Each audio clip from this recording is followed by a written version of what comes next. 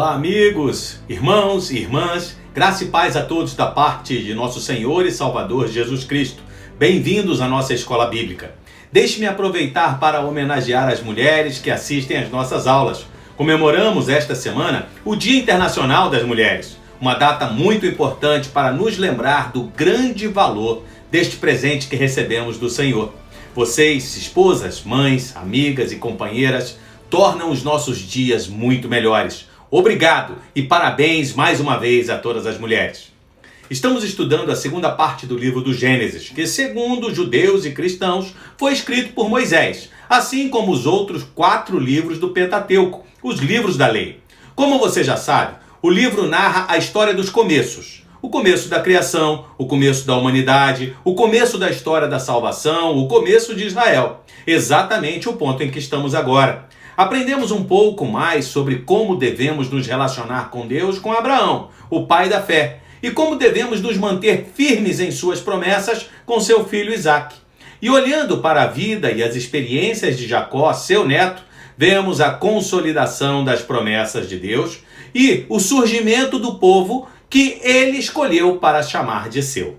Na aula anterior, vimos como durante 20 anos Deus trabalhou na vida de Jacó. É claro que nem tudo foram flores. Ele aprendeu a conhecer a Deus como qualquer um de nós, em meio a alegrias e tristezas.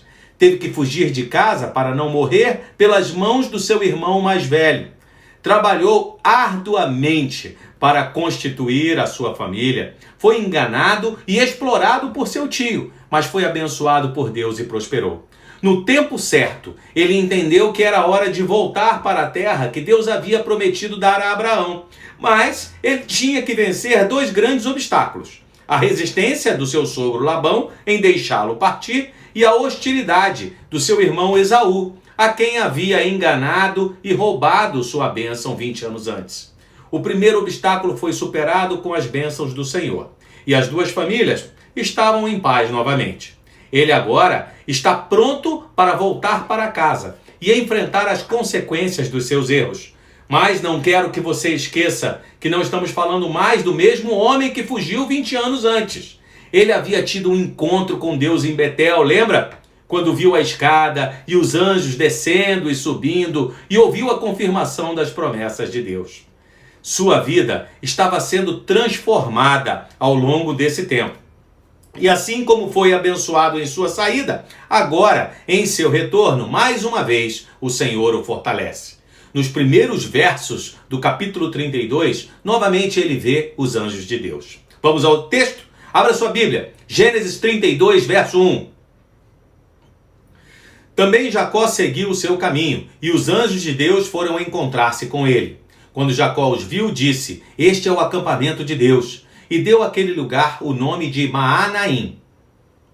Segundo Moody, em seu comentário bíblico, tanto no caminho de saída como no caminho de entrada em Canaã, mensageiros celestes vieram ter com Jacó para fazê-lo cônscio da presença de Deus e para lhe assegurar da proteção divina.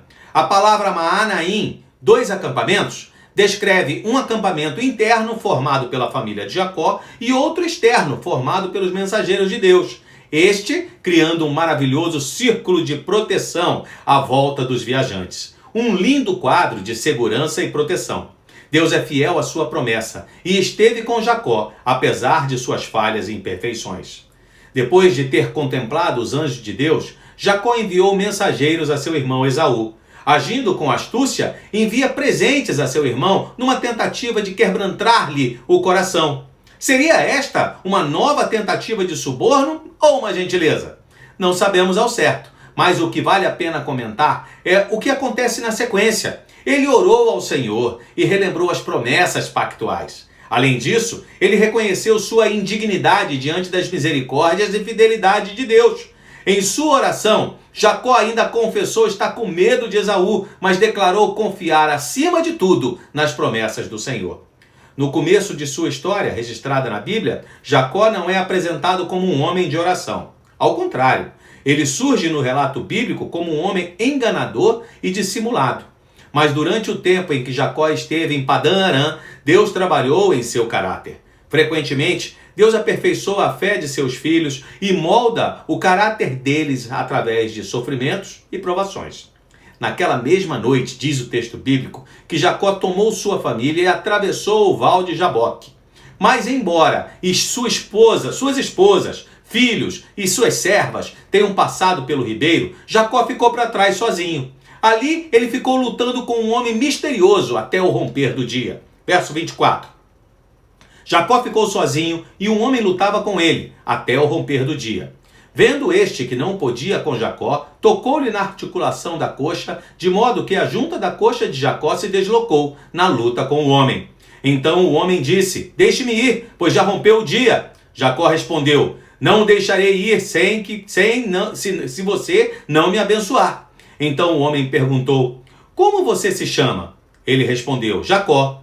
Então disse: seu nome não será mais Jacó, e sim Israel, pois você lutou com Deus e com os homens e prevaleceu. Jacó disse: por favor, me diga como você se chama. Ele respondeu: por que você pergunta pelo meu nome? E o abençoou ali. Jacó deu àquele lugar o nome de Peniel, pois disse: vi Deus face a face, e a minha vida foi salva. Jaboque é um afluente do Rio Jordão, com aproximadamente 100 quilômetros de extensão. Naquele ponto em que Jacó e sua família fizeram a travessia, algo extraordinário aconteceu, como lemos. Deus apareceu a Jacó em forma humana e ajustou a sua força à força dele durante o embate. Num certo momento, a Bíblia diz que o homem tocou na articulação da coxa de Jacó e deslocou sua junta. Isso fez com que Jacó perdesse suas forças naturais. Mas Jacó agarrou-se a ele e rogou por sua bênção. O comentário bíblico NVI diz que Deus se dignou a permitir que Jacó seja o que luta e vence. Assim, seu antigo nome, suplantador, é suplantado. E Jacó passa a uma nova fase de sua vida, abençoado e mesmo assim humilhado, mancando por causa da coxa. Moody ensina que o novo nome Israel dá a ideia de realeza, poder e soberania entre os homens. Estava destinado a ser um homem governado por Deus, em vez de um desonrado enganador. Por meio da derrota, alcançar o poder. Todo o resto de sua vida ficaria aleijado, mas ser manco era apenas um lembrete da sua nova realeza. A sequência do texto bíblico mostra que Jacó realmente entendeu o que aconteceu ali naquela noite. Por isso chamou aquele lugar de Peniel, pois disse: vi a Deus face a face e minha vida foi salva. Claro que tudo isso também foi um grande encorajamento para Jacó. Ele teve a sua vida preservada, mesmo no encontro face a face com Deus. Então, não fazia sentido temer se encontrar face a face com Esaú. Depois disso, Jacó prosseguiu sua jornada até o pacífico encontro com seu irmão, narrado no Gênesis 33, que você pode ler com mais calma em sua Bíblia. Ressalto apenas que, embora Esaú não seja exatamente o que chamamos de um herói bíblico, não posso deixar de me alegrar ao ver como Deus também transformou o seu coração.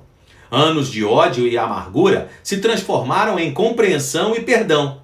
Como é reconfortante saber que Deus está no comando, não é mesmo? Jacó recebeu ordens para retornar à terra dos seus pais e ao seu povo, o que significa que ele deveria ter ido a Hebrom ou, pelo menos, a Betel.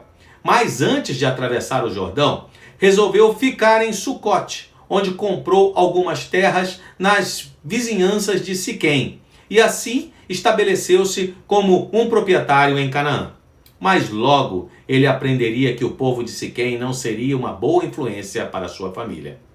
Embora o terrível crime cometido contra Diná, filha de Jacó e Lia, narrada no capítulo 34 do Gênesis, não seja objeto de estudo em nosso currículo nesse momento, recomendo que façam a leitura cuidadosa do referido texto, pois ele nos mostra como, servos de Deus, não estamos imunes à maldade deste mundo caído. E muitas vezes podemos ser vítimas de pessoas inescrupulosas e sem nenhuma consciência da existência de Deus.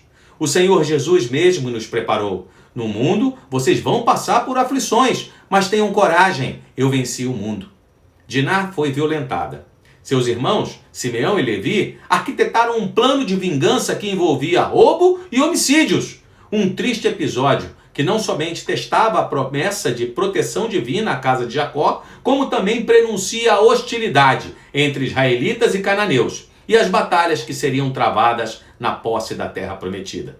Chegando ao último capítulo deste estudo, o texto deixa claro que Deus não desistiu de Jacó e sua família, por isso o instruiu a seguir caminho em direção a Betel. Retornar ao lugar onde ele primeiro se encontrou com Deus servirá como um reavivamento espiritual e trará mudanças profundas em sua vida. Vamos ao texto? Capítulo 35, verso 1. Deus disse a Jacó: levante-se, vá para Betel e habite ali. Faça ali um altar ao Deus que lhe apareceu quando você fugia do seu irmão Esaú. Então Jacó disse à sua família e a todos que estavam com ele: joguem fora os deuses estranhos que há no meio de vocês. Purifiquem-se e troquem de roupa. Vamos nos preparar e ir para Betel. Farei ali um altar ao Deus que me respondeu no dia da minha angústia e me acompanhou no caminho por onde andei. Então deram a Jacó todos os deuses estranhos que tinham em mãos e as argolas que lhes pendiam das orelhas. E Jacó os escondeu debaixo do carvalho que está junto a Siquém. Quando eles partiram, o terror de Deus invadiu as cidades vizinhas e não perseguiram os filhos de Jacó. Assim Jacó chegou a Luz, chamada Betel, que fica na terra de Canaã, ele e todo o povo que estava com ele, e edificou ali um altar. E aquele lugar deu o nome de El Betel, porque ali Deus havia se revelado a ele quando estava fugindo do seu irmão.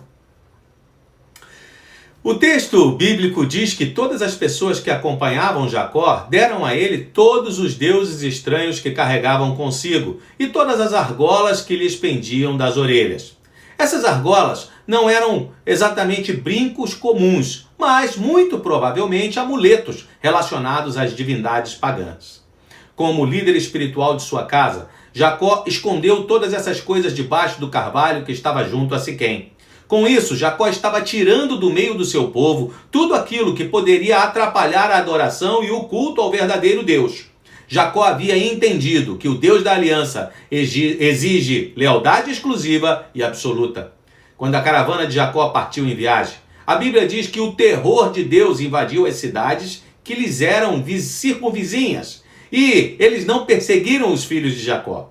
Isso foi necessário por causa dos eventos narrados no capítulo anterior. A família de Jacó não era mais vista de forma pacífica, mas de forma ameaçadora. Por isso, mais do que nunca, eles dependiam da proteção de Deus. Quando chegou a Betel, Jacó edificou o altar ao Senhor e cumpriu o seu voto. O culto prestado por Jacó ao Senhor em Betel prenunciava a adoração regular dos israelitas na terra prometida. Depois de 20 anos, Deus novamente se revela a Jacó naquele lugar. Verso 9. Depois que Jacó havia retornado de Padã Arã, Deus lhe apareceu outra vez e o abençoou. Deus disse a ele: você se chama Jacó, mas o seu nome não será mais Jacó. O seu nome será Israel. E lhe deu o nome de Israel. Disse-lhe mais: eu sou o Deus Todo-Poderoso. Seja fecundo e multiplique-se. Uma nação e multidão de nações sairão de você, e reis procederão de você. A terra que dei a Abraão e a Isaque darei também a você, e depois de você a sua descendência. E Deus se retirou dele, elevando-se do lugar onde lhe havia falado. Então Jacó pôs uma coluna de pedra no lugar onde Deus havia falado com ele, e derramou uma libação e azeite sobre ela. Ao lugar onde Deus lhe havia falado, Jacó deu o nome de Betel. Deus abençoou o patriarca e o confirmou como herdeiro das promessas da aliança feita com Abraão. Isso quer dizer que Deus reiterou a Jacó as promessas que ele havia assegurado ao seu avô Abraão. Durante sua bênção, novamente Deus afirmou que Jacó não seria mais chamado assim, mas Israel seria o seu nome. Além disso, Deus também garantiu que a descendência de Jacó seria grande e poderosa. Dele sairiam nações e reis. A terra que Deus havia dado a Abraão e a Isaque seria entregue a Jacó e os seus descendentes. Promessa que anunciava o estabelecimento de Israel como nação na terra prometida. Israel chamou aquele lugar de El Betel, que significa o Deus da casa de Deus. o que pode sugerir que ele tenha entendido que Deus era mais importante que o lugar onde se revelou a ele. De qualquer maneira, Betel se tornou um centro histórico de adoração, lugar onde ocorreu uma série de eventos importantes na história do povo de Israel registrados no Antigo Testamento. O restante desse capítulo nos mostra vários parágrafos breves, de certa forma desconexos, mas juntos formam uma seção de transição em Gênesis. São relatadas a morte e o sepultamento de Raquel e Isaac e o nascimento de Benjamim, que completa a família de Jacó, de forma que agora os seus 12 filhos podem ser listados. De certa forma, embora tenha vivido ainda por muitos anos, a história de Jacó termina aqui. Ele não será mais o centro das atenções nos próximos capítulos. Tudo se volta agora para os seus filhos, especialmente José. Mas isso é assunto para os nossos próximos encontros. Por hoje, nós ficamos por aqui. Eu espero que você tenha gostado e sido abençoado. Não esqueça de deixar o seu like e compartilhar esse vídeo com seus parentes e amigos. Que o Senhor Deus te abençoe e te guarde. Que o Senhor faça resplandecer o seu rosto sobre você e tenha misericórdia de você. Que o Senhor sobre você levante o seu rosto e lhe dê a paz.